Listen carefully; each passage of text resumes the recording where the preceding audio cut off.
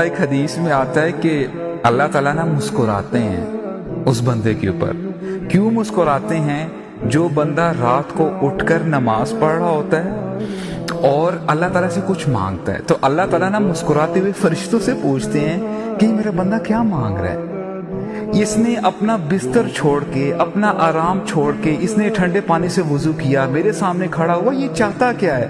تو فرشتے کہتے ہیں اے اللہ، یہ آپ کی رضا چاہتا ہے، یہ جہنم سے بچنا چاہتا ہے. تو اللہ تعالیٰ مسکراتے ہیں اس بندے کے اوپر.